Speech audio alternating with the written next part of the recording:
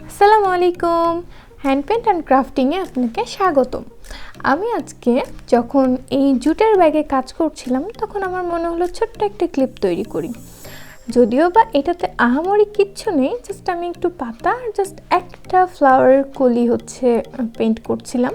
তো আমার মনে হলো সে সময় একটা ছোট্ট ভিডিও করি আর কিছু ডিটেল বলে দেওয়ার ট্রাই করি।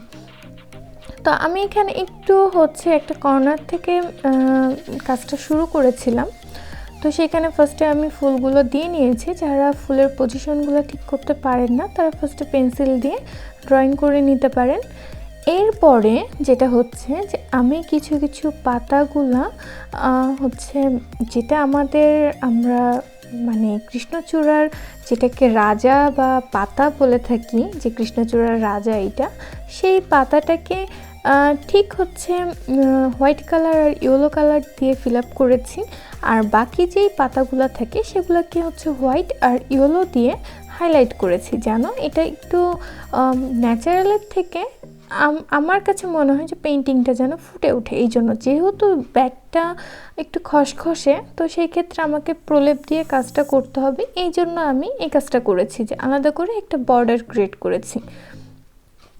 এছাড়াও পাতাগুলার যেটা মানে একদম শুরুতে বা মাথায় থাকবে সেই পাতাটাকে একটু ইয়েলো টোন দিয়েছি, কারণ যে উপরের পাতাটা একটু কচি পাতা থাকে, সেটার কালারটা যদি হালকা দেওয়া হয় আমার কাছে বেশি ভালো লাগে। এটা যার যার পার্সোনাল ওপিনিয়ন, বাট আমার যেটা পছন্দ আমি সেইভাবে একটু ট্রাই করেছি। আপনারা চাইলে এই জিনিসটা ফলো করতে পারেন।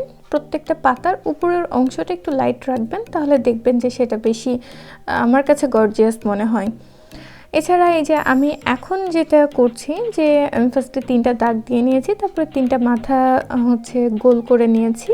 করে নিয়ে তারপরে সেটা তো দেখলেনই যে আমি হোয়াইট কালার আর ইয়েলো কালার দিয়ে পূরণ করেছি। এরপরে আমি জাস্ট খালি আমাদের যে বৃতির অংশ, বোটার অংশটা থাকে, আমি জাস্ট সবুজ কালার নিয়ে সেটা করে দিয়েছি। এটা খুব সিম্পল, খুব ইজি, আপনারা যে কেউ পারবেন। এছাড়া আমি জাস্ট একটু ছিটা ফোটা ভাবটা ফোটানোর জন্য একটা কলি নিচে, উপর থেকে ডাল থেকে নিচে পড়ে গেছে এরকমভাবে আর কি দিলাম, যে এটা নিচের দিকে আর উপরের ওটা ঝরে পড়ছে।